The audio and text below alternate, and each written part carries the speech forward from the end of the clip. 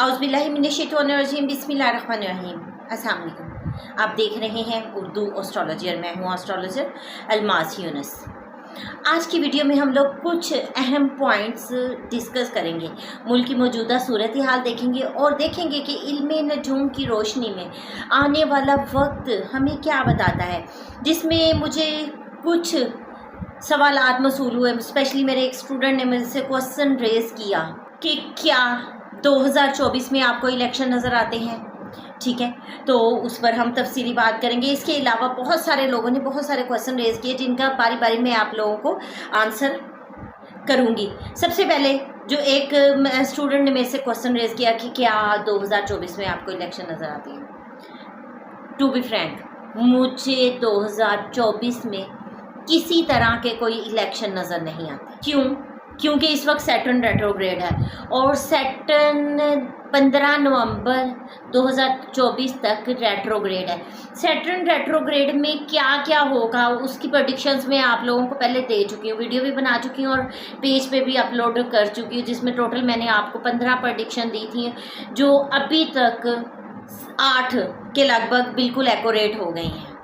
तो बाकी भी आने वाले वक्त में इंशाल्लाह आप देखेंगे कि किस तरह एक्यूरेसी की तरफ जाएंगी। तो फिलहाल जब तक सैटर्न रेट्रोग्रेड है, इस तरह का किसी किस्म का कोई बड़ा इवेंट मुझे होता दिखाई नहीं देता, जिसमें बहुत ज़्यादा ख़बरें आ रही हैं कि क्या असम्बलियाँ डिज़ोल्व हो जाएंगी। तो फ़िलहाल सिस्टम डिस्टर्ब ज़रूर होगा, लेकिन अगर असम्बलियाँ डिज़ोल्व कहा जाए या इलेक्शन की तरफ जाने की बात की जाए तो फौरी तौर पर ऐसा किसी किस्म का कोई अमल मुझे होता नज़र नहीं आता। और 2025 के बारे में भी मैं आप लोगों को बताऊँगी। वैसे इलेक्शन क्या 25 में होंगे, तो 14 अगस्त को पाकिस्तान का वर्षफल तब्दील हो जाएगा। उसमें पाकिस्तान के वर्षफल को रीड करते हुए क्या क्या इवेंट होने के चांसेस हैं, उन पर मैं आप लोगों से तफसीली बात करूंगी। फिर इस वक्त बहुत ज़्यादा गर्दिश में है न्यूज़, क्या पीटीआई पर पाबंदी लग जाएगी। तो यहाँ पर मैं आप लोगों को एक बात बता दूं कि फ़िलहाल आपको मुल्क में उथल पुथल और प्रॉब्लम्स बहुत तरह की दिखाई देंगी, बहुत ही तरह की प्रॉब्लम दिखाई देंगी। हर वक्त ऊपर नीचे चीज़ें होती दिखाई देंगी, हर तरफ हल्ला गुल्ला आपको नज़र आएगा।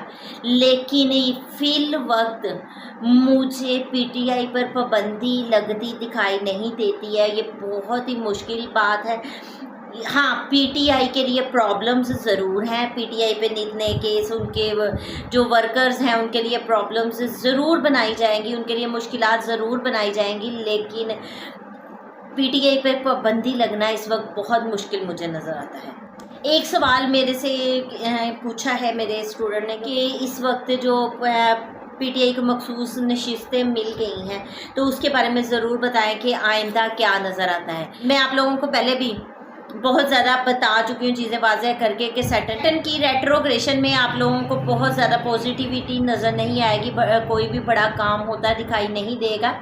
और इसी तरह मुझे इस रेट्रोग्रेशन के दौरान जो मखसूस नशिस्तें मिली हैं उन पर इम्प्लीमेंट होता दिखाई नहीं देता। ठीक है, इनको मखसूस नशिस्तें जो मिली हैं वो ज़रूर मिली हैं, लेकिन फ़िलहाल इन पर इम्प्लीमेंट नहीं होगा और 2024 के नवंबर तक फ़िलहाल मामलात ऐसे ही मुझे नज़र आ रहे हैं। इससे आगे की चीज़ें मैं अपनी नेक्स्ट वीडियो में ज़रूर तफसील के साथ आप लोगों को बताऊंगी। अगर फ़िलहाल बात की जाए तो फ़िलहाल मुल्क में किसी किस्म की कोई स्टेबिलिटी नज़र नहीं आती है और स्पेशली 2025 के मार्च में प्लानिटरी पोजीशन कुछ इस तरह की बन रही है जो कि बहुत ही वर्स है, जिस पर मैं बड़ी तफसील के साथ वीडियो बनाऊँगी। टिल देन मुझे मुल्क में किसी किस्म का बड़ा चेंज, किसी किस्म की बड़ी तब्दीली नहीं नज़र आती। मुल्क में कोई चीज़ें बहुत अच्छी और स्मूथ होती नहीं दिखाई दे रही। ज़ायचा इमरान खान को हम तफसील के साथ डिस्कस करेंगे। इमरान खान साहब का ज़ायचा आपको स्क्रीन पर शो हो रहा होगा। खान साहब के ज़ायचे में मार्स उनकी लगन में बैठा हुआ है और इस वक्त मार्स का ट्रांजिट टोरस यानी कि 6 हाउस में हुआ है। इसका नेक्स्ट ट्रांजिट जेमिनी असेंडेंट में होगा। ठीक है, और जेमिनी असेंडेंट से दोबारा वो लगन को हिट करेगा। तो फ़िलहाल ओपोनेंट्स जो हैं उनके लिए दोबारा मुश्किलात खड़े करेंगे, नए केसेस बनाएंगे, उनके लिए नई मुश्किलात क्रिएट की जाएंगी। तो खान साहब के लिए मुझे फ़िलहाल पॉजिटिव चेंज नज़र नहीं आता। ऑल्दो उनका जो नेक्स्ट ट्रांजिट है, नेक्स्ट जैसे दशा चेंज होगी वो उनके लिए फेवरेबल ज़रूर रहेगी, उसमें उनके लिए फेवर उनको दी जाएंगी। लेकिन चूँकि उनकी नेक्स्ट में प्लानिटरी पोजीशन इस तरह की बन रही है, 60 स्टार्ट हो रही है और बहुत सारी चीज़ें डिस्टर्बेंस की तरफ जा रही हैं, वहाँ पर उनके लिए फेवर में कुछ लॉज, कुछ चीज़ें उनकी फेवर में ज़रूर आएंगी, लेकिन उन पर इम्प्लीमेंट नहीं होगा क्योंकि ओपोनेंट जो है वो मार्सियन एनर्जी के अंडर आ जाएंगी। यानी कि ओपोनेंट जो है मज़ीद गुस्सा, एंगर इश्यूज़ शो करेंगी और ख़ान साहब को भी इस वक्त में ज़्यादा गुस्से की तरफ ले जाया जाएगा। वो भी अपना गुस्सा बहुत आसानी से कंट्रोल नहीं कर पाएंगे, तो चीज़ें जो हैं बेहतरी की तरफ नहीं जाएंगी। आसानी से कंट्रोल करने का मुराद है कि मुझे नज़र नहीं आता कि ख़ान साहब जैसे ही मार्स के ट्रांजिट के बाद किसी किस्म के डायलॉग की तरफ जाएं। ठीक है, तो इस तरह से चीज़ें जो हैं वो मज़ीद बेहतर होती दिखाई नहीं देती हैं। अब हम देखते हैं खान साहब का जो वर्षफल है वो 5 अक्टूबर को दोबारा बनेगा। उनके नए वर्षफल को मद्देनज़र रखकर मैं उनकी अगले साल की तफसीली वीडियो ज़रूर बनाऊंगी। फ़िलहाल मुझे सबसे ज़्यादा क्वेश्चन ये रेस किया जाता है कि खान साहब की रहाई कब है। तो मैं आप लोगों को एक चीज़ बता दूं कि अक्टूबर तक खान साहब का ये चार्ट चल रहा है, ठीक है, और जब तक अक्टूबर तक खान साहब का ये चार्ट चल रहा है उस चार्ट में मुझे उनकी रिहाई नज़र नहीं आती और नवंबर तक खान साहब की मुझे किसी किस्म की रिहाई नज़र नहीं आ रही है। उनके लिए बहुत ही मुश्किल वक्त है और नवंबर के बाद जैसे ही खान साहब का नया चार्ट एक्टिव होगा उसको रीड करके तो फिर मैं आप लोगों को उसके नेक्स्ट टाइम के बारे में ज़रूर बताऊंगी।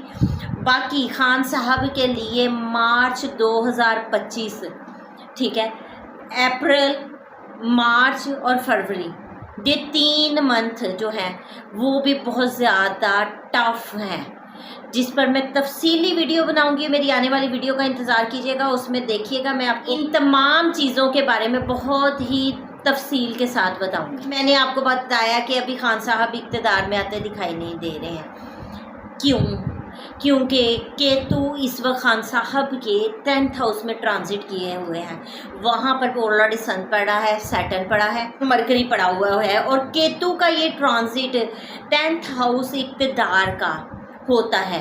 यहाँ पर केतु उनको इन तमाम चीज़ों को हासिल नहीं होने देगा और केतु का नेक्स्ट ट्रांजिट मई 2025 में होना है। टिल देन ये खान साहब के लिए काफ़ी ज़्यादा टफ टाइम है और उनके लिए बहुत ज़्यादा मुश्किलात हैं। उनका लगन लॉर्ड जुपिटर बनता है और जुपिटर खान साहब के चार्ट में जो है ट्रांजिट करके बैठा है। यहाँ पर अगर बात की जाए अदलिया की, अब अदलिया क्या है? अदलिया का प्लैनेट ऑलरेडी खान साहब के 10th हाउस में बैठा हुआ है और उसके ऊपर केतु का ट्रांजिट हो चुका है। अब अगर बात की जाए सैटर्न की, तो मैंने आप लोगों को याद हो सैटर्न का जब ट्रांजिट हुआ था तो मैंने आप लोगों को बताया था कि खान साहब के 3rd हाउस में सैटर्न का ट्रांजिट हो चुका है और इस ड्यूरेशन में खान साहब को वो नए मुआहिदे करने से रोकेगा। तो सैटर्न का भी जो ट्रांजिट है आपने देखा कि उस ट्रांजिट में खान साहब को कितनी ज़्यादा मुश्किलात का सामना करना पड़ा। अब सैटर्न 2025 में दोबारा ट्रांजिट करेगा 4th हाउस में, जो कि उनके लिए फिर एक डिस्टर्बेंस का बायस बनेगा। तो उस पर अगली वीडियो में मैं ज़रूर आपको तफसील के साथ बताऊंगी। तो इस तरह से अगर हम देखें ना तो इस वक्त खान साहब का जायचा बहुत ही ज़्यादा डिस्टर्ब हो रहा है और बिलखसूस खान साहब का चार्ट मार्च और अप्रैल में बहुत ज़्यादा डिस्टर्ब हो रहा है। तो मेरी अगली वीडियो लाजमी देखिएगा जिसमें मैं बहुत ही तफसील से उनके इस चार्ट के बारे में बताऊंगी और आपको ज़रूर बताऊंगी कि क्यों खान साहब के लिए मुश्किलात हैं। यही वजह है कि मैं आप लोगों को बता रही हूँ कि फ़िलहाल मुझे खान साहब के लिए कुछ रिलीफ नज़र नहीं आता। फ़िलहाल खान साहब बहुत मुश्किलात में दिखाई देते हैं और बिलखसूस जो खान साहब का 2025 का साल का इब्तदाई हिस्सा है वो ज़रा मुश्किलात शो करता है। ठीक है, तो इन तमाम चीज़ों को मैं अगली वीडियो में तफसील के साथ बताऊँगी। वीडियो इस वक्त बहुत ज़्यादा लंबी हो जा रही है, तो ये एक मुख्तसर सी वीडियो थी जिसमें मुझसे कुछ क्वेश्चन पूछे गए और मैंने उनको एक्सप्लेन करने की कोशिश की। उम्मीद करती हूँ कि वीडियो आप लोगों को पसंद आएगी। वीडियो पसंद आए तो लाइक ज़रूर कीजिएगा। इसके अलावा आप लोगों का भी कोई क्वेश्चन है तो आप कमेंट कर सकते हैं। मेरी कोशिश होगी कि आपको भी आपके कमेंट का रिप्लाई किया जाए, उस पर वीडियो आप ज़रूर अपलोड की जाए ताकि आप तफसील से चीज़ों के बारे में जान सकें। इस मुख्तसर सी वीडियो के साथ ही मुझे इजाज़त दें। अपना और अपने प्यारों का बहुत सा ख्याल रखिएगा और मुझे भी दुआओं में याद रखिएगा। अल्लाह हाफिज़।